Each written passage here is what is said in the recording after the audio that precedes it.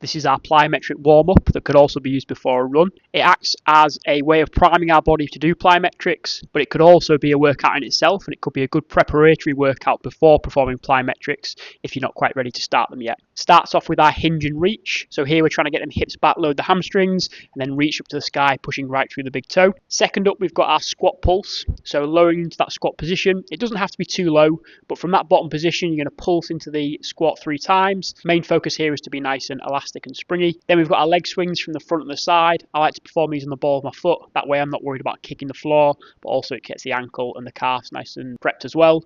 Trunk rotations next. Notice how if you have the arms nice and low, it's going to minimize that rotational force. As you bring the arms up higher, it'll speed up the rotation and make it a little bit more tricky, so you can progress it as needed in that way. Then we've got our trunk side bends. Similar to the rotations, during some plyometrics, especially ones like bounds or hops, there's going to be some lateral forces that you're having to deal with as well. So the exercise is designed just to prime you for that. If you find that it's a little bit too difficult with the arms overhead, or by doing a quick pulse, you can slow the pulse down like we do at the start, and also you can have the arms across the chest or even on the hips, and that'll reduce the difficulty there. Lunge progression is the next one. So starting off with a split squat, then into a reverse lunge, and then finally into a forward lunge with 3 pulses at the bottom, just like with your squat.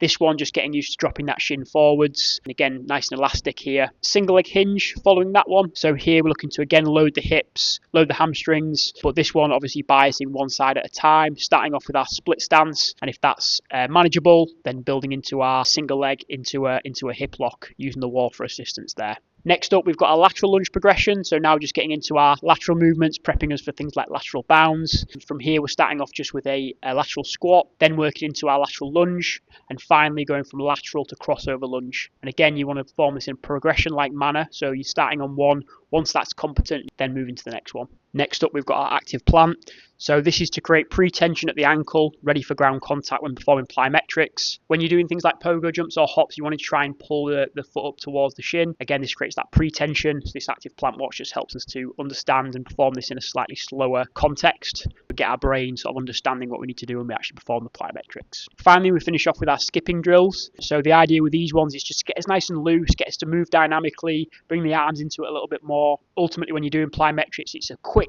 pulse of energy or pulse of tension, and you're relaxing as you move in the air or as you transition to the next leg, and then again it's that quick pulse. So we've just got forward skips, sideways skips, crossover skips, and then finally A skips at the end, which are a little bit more intense and you're punching into the ground a little bit harder. We usually perform one set of 20 reps each. Give it a try and let us know how you get on with it.